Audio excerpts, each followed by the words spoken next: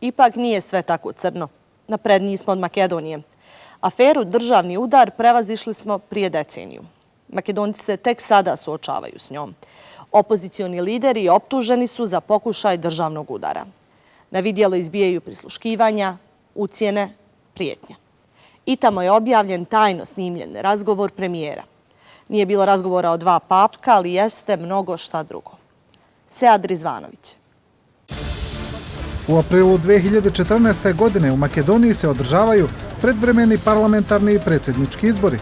Na izborima ubedljivo pobjeđuju vladajuće stranke, desničarska VMRO DPMNE iz makedonskog etničkog bloka i Albanska demokratska unija integracije.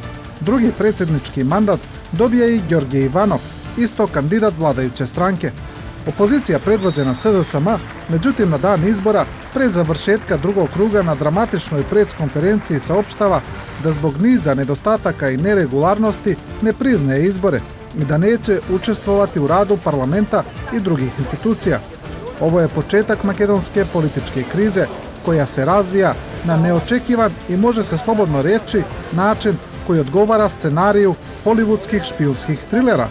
Zadnja informacija je da je lider opozicije optužen od vlasti da je u saradnji sa stranim službama hteo da izazove puč protiv državnih organa i time da dođe nasilno na vlast.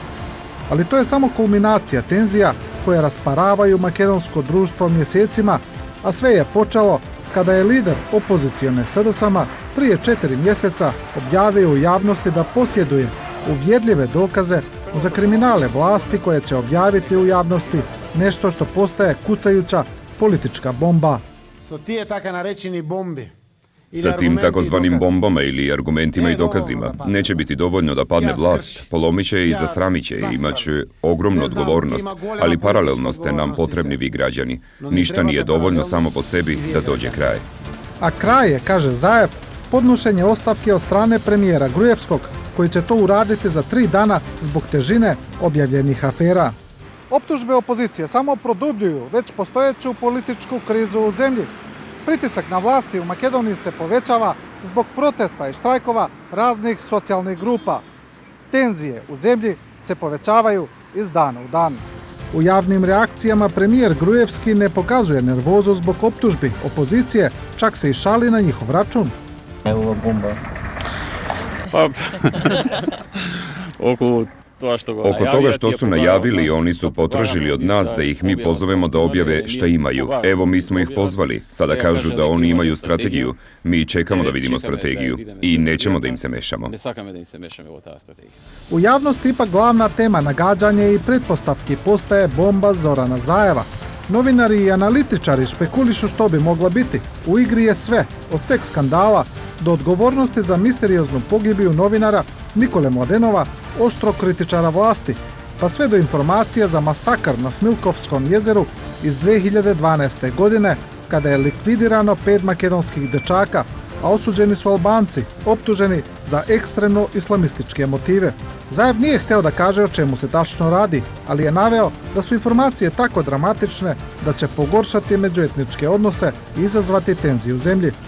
Neoficijalne informacije govore da se Zaev i Grujevski tajno sastaju i da se vode pregovori. I kada opozicija neoficijalno najavljuje početak objavljivanja afera, Ministarstvo unutrašnjih poslova prije 3 sedmice hapsi ranijeg direktora Uprave za bezbednost i kontraobaveštavanje Zorana Veruševskog, koga prvično optužuje za nelegalno posjedovanje oružja, kao i maloletničku pornografiju, koju policija tvrdi da je našla u njegovom kompjuteru. Deo medija objavljuje da se radi o službenom oružju, ali i tvrdnju advokata uhapšenog da je policija prvično došla sa nalogom za špijunažu. Na kraj februara klupko se odmotava kada Ministarstvo unutrašnjih poslova podnosi krivične prijave za špijunažu i pokušaj državnog udara protiv Veruševskog, njegove supruge, jednog zapošljenika lokalne samouprave u Strumici, ali i protiv lidera opozicije Zorana Zaeva, koji jedini ostaje van pritvora. Ova četvorka je osumnjičena da je u saradnji sa stranim službama htjela da nasilno smeni sa vlasti Nikolu Grujevskog. Gospodin Zoran Zaev je od mene potražio hitno formiranje tehničke vlade i informirao je me da je u saradnji sa određenom stranom obavještajnom službom nabavio snimane telefonske razgovore od celog državnog vrha. Dan posle nastupa premijera u javnosti misteriozno curi i video tajnog snimanja u vladi na kojem su Gruevski i Zaev.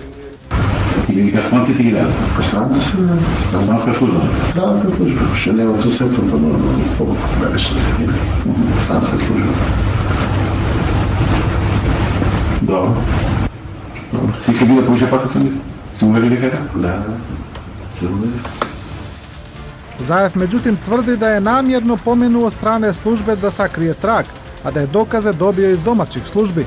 Dodaje da je snimak iz vlade samo dokaz da vlast nezakonski snima političke protivnike, biznismene i građane. Nikola Gruevski i nekoliko pojedinci okolo njega. Nikola Gruevski i nekoliko pojedinaca oko njega preko njihovih tajnih i partijskih službi u godinama dok su na vlasti uhodili su hiljadi građana Republike Makedonije, narušavajući njihovu privatnost i profesionalni angažman hiljade građana u našoj domovini. Ako je predsjednik Zaev bio praćen i prisluškivan jer su imale takve mere, onda kako se desilo da tužilaštvu snimci isteku u javnost? Reakcija na optuživanje lidera opozicije za puč dolazi iz Sjedinjenih Američkih Država, Evropske unije, kao i Rusije. Svi traže transparentan proces i poštovanje prezumpcije nevinosti. Oštriju poruku šalje Njemačka, koja dovodi pitanje postojanja demokratske opozicije u Makedoniji. A namere policijske akcije dijeli i analitičare. Dilema je radi li se o političkom procesu ili špijunaži opozicije združene sa stranim snagama usmjerene protiv domaće vlasti. To je strašno u jednoj demokratskoj... Strašno u jednoj demokratskoj, recimo poluslobodnoj zemlji. I put je u pravcu diktature. To je moj utisak posle javne pretnje premijera ka svim građanima Makedonije. Čim se hapšenja opravdaju pretnjama, čim imamo nagoveštaj događaja pre da se dese, to kaže u kakvom je stanju Makedonija. Se opravdava apsенето со закана. To je čin koji smo učili u istoriji da se dešava u prošlosti. Gledali smo u filmovima i knjigama, ali da neko ovako otvoreno špijunira i da je ta osoba predsjednik najveće opozicione stranke, to nismo pretpostavili ni u najcrnijim prognozama.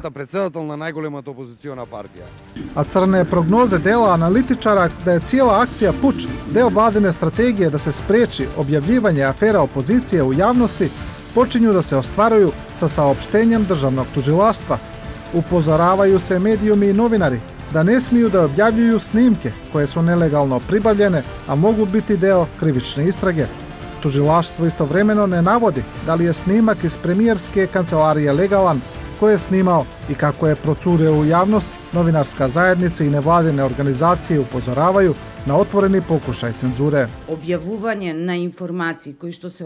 Objavljivanje informacija koje su javni interes ne može da bude tretirano kao krivično delo. To je ili nepoznavanje ili tendenciozno davanje nepreciznih formulacija koji mogu da izazovu strah, koje mogu da odvrate novinare od njihovog posla. Ovo je bila paušalna, nesrećna izjava javnog tužilaštva, veoma neozbiljna. Ipak svi mi očekujemo više od njih. Umjesto da na ovakav način pokušavaju sve da nas začutu, prvo nije kažnjivo i nezakonski objavljivanje svih informacija, a koje bi nekad možda bile deo nekog procesa. SDSM je stranka koja je u opoziciji već 9 godina. Sada, pored svih događaja, oni ostaju na tvrdnji da imaju neoborive dokaze koje će vlast aktualnog premijera Nikola Gruevskog natjerati da se povuče. A to je ono što očekuju svi građani Makedonije. Svi čekaju da vide koje su to bombe koje ima SDSM. Jedan od članova vladajuće stranke VMRO DPMN i samostojni predsjednički kandidat Jove Kekenovski je dao jedan od zadnjih slikovitih opisa dešavanja u zemlji. Optužbe opozicije za puč su rijetke u regionu i Evropi, ali su sveže iz Erdoganove Turske. Pa Kekenovski upozorava premijera da takva priča u Makedoniji neće proći.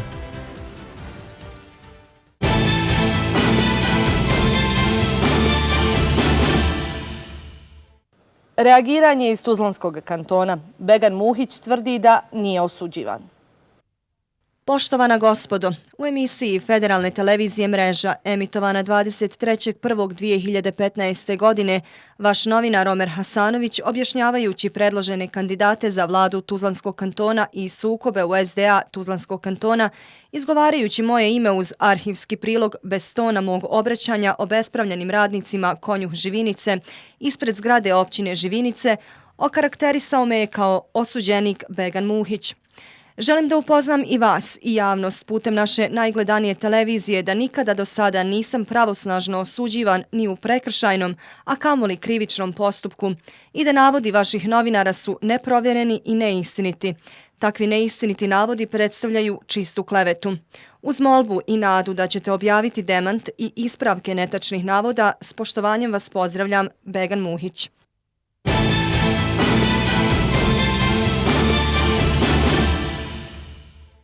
Nećemo ovoga puta o tome da li je presuda izbrisana iz kaznene evidencije. Gledali ste Mrežu. Doviđenja.